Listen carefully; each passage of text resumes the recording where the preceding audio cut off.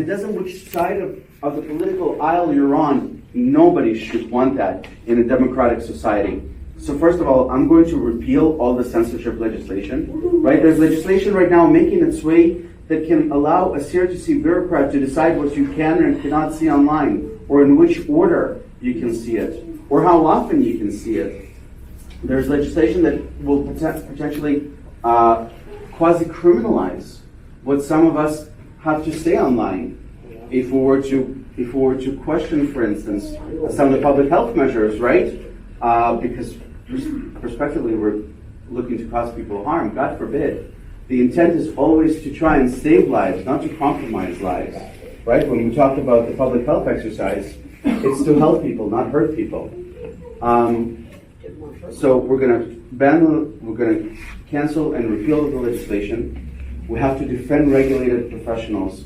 I think that if doctors, and especially regulated health professionals, had the ability to speak freely without fear of reprisal in the last year and a half, in the last couple of years, we would have been out of this mess long ago. Yes. We have to defend regulated professionals.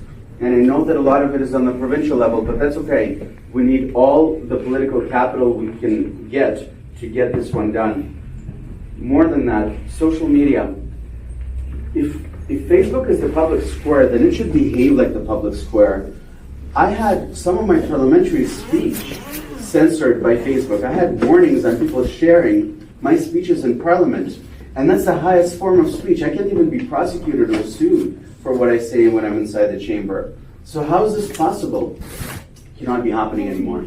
So I'm going to find a couple of smart lawyers in the Bureau of Competition, and we're going to invite them in, and we're going to say, look, I think we legitimately have an antitrust case against the social media giants. They're supposed to be platforms. They're not content creators. They're not like Netflix. Okay, so if they're going to decide what is true and what is not true, then they should be subjected to the same liability rules like the rest of us. And so I think that this is a very viable opportunity for us to work with them. And I think we're going to get a negotiated agreement. And if not, it's going to have to be the hard way. But we have to insist and defend our speech online. And finally, there is no free speech without free and independent media. Right? Because free media, it's such an important element of our democracy because it shines a light of transparency on government, keeps it accountable. But how can media keep the government accountable if the government signs its paycheck? Exactly. It's impossible. So you have to end all of this dependency by media on government. So a couple of things. Number one, just like at least one or two of my friends in the race, I'm going to defund the CBC and I'm going to sell it out by lunchtime. And I'm not going to let Rogers or Bell buy it. Okay, you can't have a monopoly here in media. We need to do the opposite. We need to break them up as much as we can.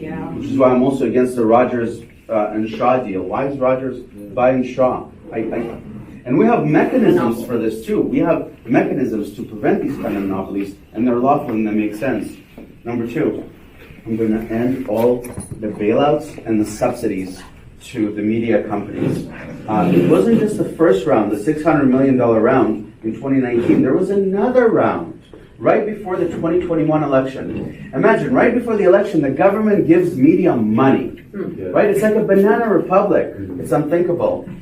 Three, in the last couple of years, we've seen unprecedented media advertising buys by government.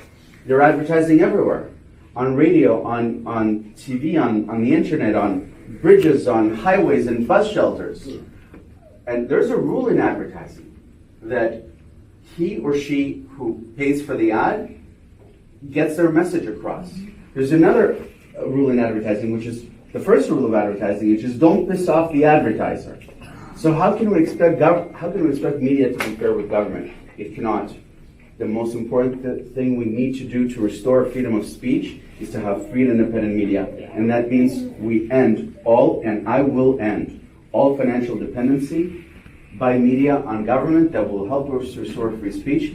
That will help us restore our democracy. And we have to insist on restoring our democracy in full. In addition to my message on democracy, I'm here because I'm very passionate about restoring and defending Canada's economic opportunity. I came to Canada when I was 15, and we didn't have a cent to our name. came to Shepherd and Bathurst. And my first mattress was from the recycling bin across the street. My dad sold ice cream on those yellow Dixie bicycles, but it didn't really matter because I've always had a job and I've always had this remarkable joy because I had Canadian opportunity. This country has given me every opportunity to work, to succeed, to go to school. I joined a big business and then I joined a small business and helped it grow. And I've always felt that this is the best country in the world because all you ever needed to do to succeed in Canada, there are two things. You just need to work hard and be nice to people. That's it. Yeah. And if you just do those two things, then everything will be okay. And we get to do that and keep our religious values and cultural values. This is the best. This is heaven on earth. Except that I feel legitimately that lately Canada's opportunity is being eroded, and a lot of Canadians feel that way. And we should not give up on that. We owe it to other Canadians. We owe it to future generations of Canadians. So what I propose to restore economic opportunity, it's fairly simple. It's a philosophical approach, which is just let people work. Let Canadians work. And people wonder, like, what? Our government keeps finding ways at preventing people from working. It could be something extreme like lockdowns or mandates. Or it could be their newest iteration of preventing us from working, which is universal basic income. Universal basic income is a terrible idea because it's going to create so much dependency on government and it's going to allow for much more intervention by government into people's lives. We don't want that. And it's also very bad economically because it's going to discourage people from working. So to entice them back to work, wages are going to have to rise drastically, and that means that the cost of living will also drastically rise. I don't think that Canadians want universal basic income. We want to earn an income. I also... Sorry, we have a parking request. Sure. Does anyone drive a white Hyundai with Canada flags on them? They're just asking if you can park the next one over because they're having a conversation. Resources industry. I think that Canada's natural resources are a blessing. And I'm not going to let oil and gas be canceled. Awesome. And it's important not just for economic interest and our strategic interest, it's also great for the planet because Canadians can derive energy cleaner and safer than any other nation on earth. So why would we want other regimes polluting the planet when sometimes, we leave sites cleaner than we find them before we actually do the work. So I'm going to free our natural resources industry. I'm interested in mining. There's an insatiable appetite right now for precious minerals and precious metals, and it's good for our remote communities and indigenous communities and northern communities, and that's how we're also going to build infrastructure in the north and everywhere else. And this means that as conservatives, we should not be afraid of a serious conversation about the environment. And I'm not going to be afraid of that conversation. And this is where we lose elections, because we waffle. Well, I say maybe we should just project with confidence what we believe. I don't believe that taxing Sally $10 at the gas pump is going to change the global climate. I don't think anyone believes that anymore. So let's just say it.